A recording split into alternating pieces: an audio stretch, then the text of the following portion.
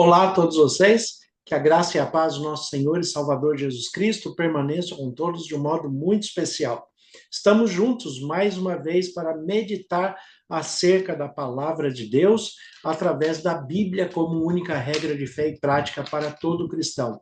É assim que nós queremos pautar a nossa vida, na direção do Espírito Santo, sabendo que Deus tem suprido todas as nossas necessidades.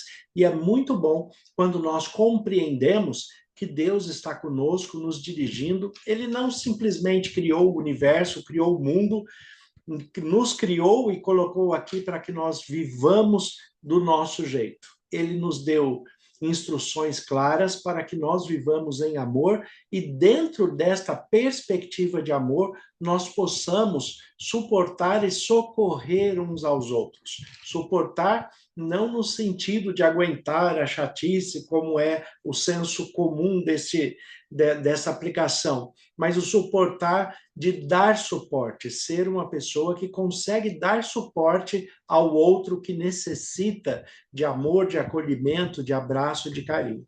Então é isso que Deus espera de todos nós. No nosso estudo semanal, essa semana nós estudamos a respeito da vida com Cristo, como é a vida com Cristo, e a vida com Cristo é uma bênção. Viver com Cristo é viver em paz, é ter tranquilidade, apesar das adversidades desse mundo. Nós temos que compreender que paz não é ausência de conflito, mas é a confiança de que Deus está conosco e que realmente Ele está cuidando de todos os detalhes da nossa vida e daqueles que nós amamos e colocamos diante dele em oração também.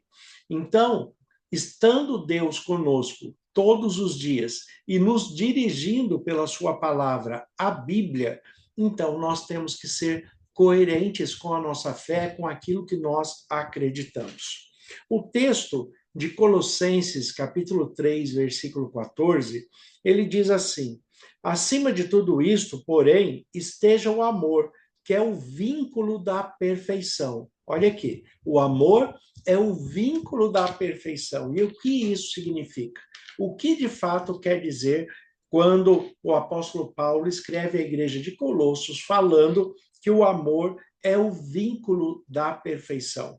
É claro que o apóstolo Paulo aqui está na mesma perspectiva do apóstolo João, quando ele escreve na sua primeira carta que aquele que não ama não conhece a Deus, porque Deus é amor. Então, uma pessoa que se diz cristão, se diz participante de uma denominação, de uma religião cristã, e não expressa o amor, assim como Paulo também diz em 1 Coríntios 13, vai ser só barulho, não serve para nada, é só como um símbolo que retine, usando a expressão bíblica de 1 Coríntios 13. Porque tudo para Deus e com Deus, tanto a Deus quanto ao semelhante, deve ser feito com amor e por amor. Afinal de contas, Jesus mesmo, quando é questionado a respeito dos mandamentos da palavra de Deus, ele resume a perspectiva dos mandamentos bíblicos em dois aspectos: amar a Deus sobre todas as coisas e amar o próximo como a nós mesmos. Então, eu tenho que aprender a me amar, tenho que aprender a amar a Deus para poder amar o próximo de uma maneira saudável, de uma maneira íntegra, de uma maneira em que, de fato, as pessoas compreendam o amor. E como eu vou fazer isso? Uma das dificuldades que as pessoas têm em nossos dias é a dificuldade de reconhecer e conhecer o amor de Deus. Cada dia está mais difícil das pessoas compreender o amor de Deus. Por quê? Porque as pessoas estão se tornando egoístas, egocêntricas, ególatras, como eu gosto de falar, adoradores de si mesmo. Tudo está girando em torno de si mesmo, e isso não é saudável, isso não é bom, isso não é o ideal de Deus em nenhuma das suas aplicações. Existem, inclusive, muitos textos na Bíblia em que as pessoas tinham dificuldade de compreender esta perspectiva do amor, do respeito, da integridade, e foram colocados direcionamentos dentro da própria Bíblia que não faz parte do caráter de Deus, mas, na verdade, é a maldade humana que está sendo aplicada a Deus para justificar aquilo que uma pessoa ou outra está querendo fazer. Mas Deus, ele não ridiculariza ninguém, Deus não humilha ninguém, Deus não trata mal ninguém. Deus é uma pessoa extremamente educada, extremamente íntegra e quer o melhor para todos os seus filhos. Primeiramente, ele quer que nós sejamos de fato seus filhos. E para ser um filho, nós temos que ser parecidos com o nosso pai na maneira de ser, no caráter, na integridade, na fidelidade, nas relações sociais, as relações conjugais, paternais, maternais, familiares de um modo geral. Então, nós temos que buscar a integridade do amor e da paz. O que a Bíblia nos diz? No que depender de você, tenha paz com todos. Às vezes, essa paz não depende de você, porque o outro não quer paz, o outro não tem paz. Mas no que depender de você, de fato, procure ter paz com todos. Nós temos vários textos da palavra de Deus, mas entre eles, um texto que eu gosto bastante de me referir quando eu estou falando a respeito disso, é o texto de Tiago, capítulo 1, a partir do versículo 13, né? Ou o versículo 13 especificamente. Olha o que diz o texto aqui. Ninguém, ao ser tentado, diga, sou tentado por Deus, porque Deus não pode ser tentado pelo mal e ele mesmo a ninguém tenta. Então, observe o que está falando aqui. Deus não é tentado pelo mal. Não existe maldade em Deus, apesar de que Deus conhece pela sua sabedoria, pela sua ciência, pela sua integridade e maturidade, ele sabe discernir o que é bom e o que é mal. Ele tem conhecimento do mal, mas conhecimento do mal não faz uma pessoa ser má. Conhecimento do mal é necessário para que eu saiba o que eu tenha que desprezar para agradar a Deus, para seguir a vontade de Deus. Então, aqui, Tiago, ele traz essa instrução, né, exatamente porque as pessoas, quando passavam e passam ainda hoje por dificuldades, por aflições, eles têm mania de acusar a Deus. Não, isso está acontecendo porque foi vontade de Deus. Não, Deus não tem vontade de fazer o mal para ninguém.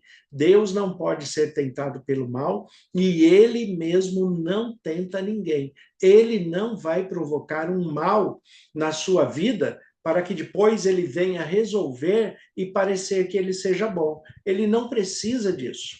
Ele é bom o tempo todo. Então, aqui, Tiago 1,13 diz assim: ninguém, ao ser tentado, diga sou tentado por Deus. Né? De fato, Deus não vai levar ninguém, né, a tentação. E ele fala, né, porque Deus não pode ser tentado pelo mal e ele mesmo a ninguém tenta.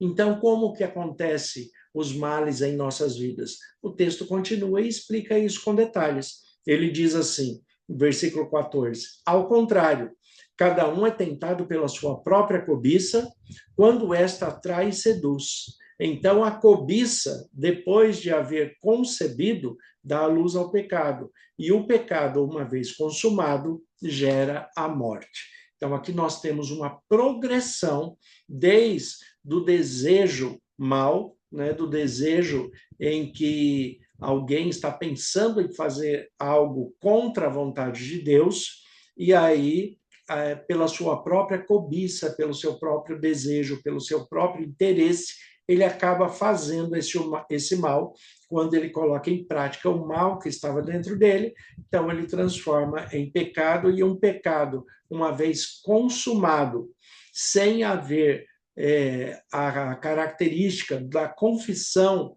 da conversão e do perdão, então ele vai gerar a morte, se a pessoa não se reconciliar com Deus por meio de Jesus Cristo e pelo Espírito Santo que habita em você. Então, nós temos que pensar nessas questões e parar de aplicar maldade a Deus. Deus não é um ser mau, ele é puramente bom. Conhece a maldade, mas não pratica a maldade. Ele não vem para acusar ninguém, ele não vem para denegrir a imagem de ninguém. Deus não está para expor o pecado de ninguém em público. Deus não faz isso. Quem faz isso é a própria pessoa. E depois, não querendo arcar com as consequências, acaba acusando Deus de ser mau e muitas vezes utiliza textos bíblicos recortados para justificar a sua própria maldade e, o que é pior, aplica esta maldade a Deus. E isso não deve ser feito. Então, viver com Cristo, o que é viver com Cristo? Viver com Cristo é ter uma mentalidade celestial. E o que significa isso? Tito 1,15 fala que todas as coisas são puras para os puros, porém, para os impuros e descrentes, nada é puro, porque a sua mente e o seu coração já estão contaminados. Então, o que acontece? Quando nós falamos a respeito de mentalidade celestial, é que nós temos que pensar como Cristo, temos que procurar interpretar como será a nossa vida com Deus no milênio em que nós passaremos no céu, como será a vida na nova terra, né? Como serão as relações sociais, as relações familiares, como que isto vai acontecer. E tentar reproduzir desta forma já em nosso tempo. É isso que nós precisamos compreender para ter uma mentalidade celestial. Também, quem tem uma mentalidade celestial, ele vê o bem em todas as coisas, consegue ver Deus de uma maneira natural, consegue ver Deus assistindo um bom filme, ouvindo uma boa música, consegue ver Deus num passeio que necessariamente não tem que ser um encontro da igreja ou um encontro espiritual, mas a pessoa que tem comunhão com Deus, ela vê Deus na sua bondade, misericórdia e amor em todas as coisas. E é isso que nós precisamos compreender. E para isso, nós temos que ser renovados em Cristo Jesus. Nós temos aqui a palavra de Deus em Romanos, capítulo 12. Em Romanos, capítulo 12, vai falar a respeito disso. E olha o que o texto bíblico nos diz aqui. Romanos, capítulo 12. Nós temos aqui, versículo 1. Rogo-vos, pois, irmãos, pelas misericórdias de Deus, que apresenteis o vosso corpo por sacrifício vivo, santo e agradável a Deus, que é o vosso culto racional.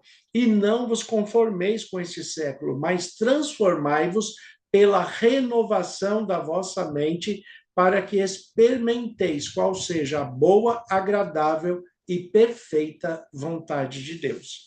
Então, o que está falando aqui na Bíblia, na palavra de Deus? Para que nós tenhamos o caráter de uma nova vida, nós temos que renovar a nossa mente.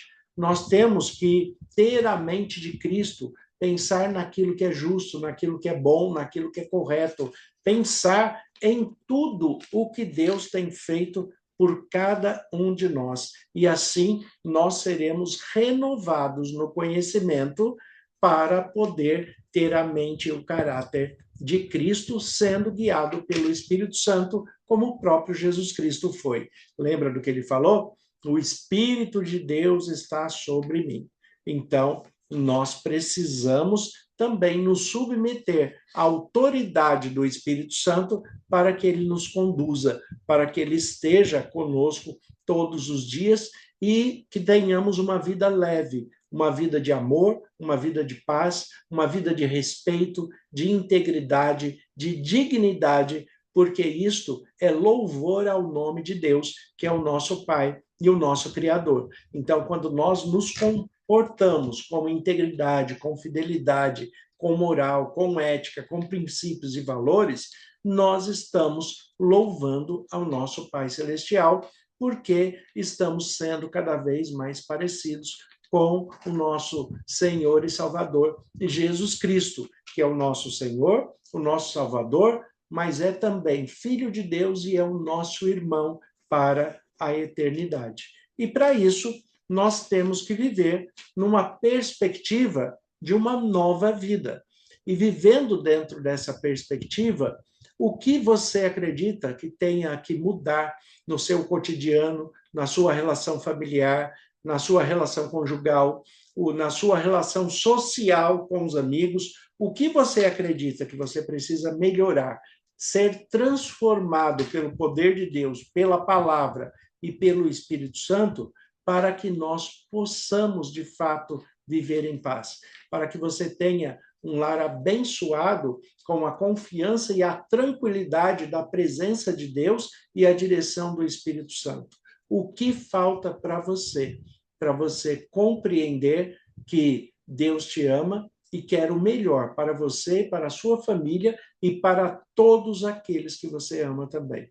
Então pense nisso, deixe Deus cuidar de você, deixe Deus guiar os seus passos, te fortalecer, que certamente o caminho que Ele está oferecendo vai te levar a muitas conquistas e realizações, oferecendo o melhor para você, para a sua família e para todos aqueles que você ama e tem colocado também em oração, voltado suas preces aos amados em Cristo Jesus. Então, que Deus abençoe e que o Espírito Santo continue falando à sua mente e ao seu coração.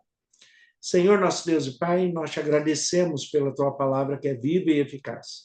Como ministro do Evangelho, em nome de Jesus, eu peço as suas bênçãos sobre todos os que estão nos acompanhando e que o Senhor esteja conosco sempre, nos concedendo sabedoria e discernimento para vivermos segundo a tua vontade. Que o Senhor abençoe a todos segundo os teus propósitos, em nome de Jesus. Amém. Deus abençoe a todos. Tenha um excelente dia, um excelente sábado, um excelente final de semana, em nome de Jesus.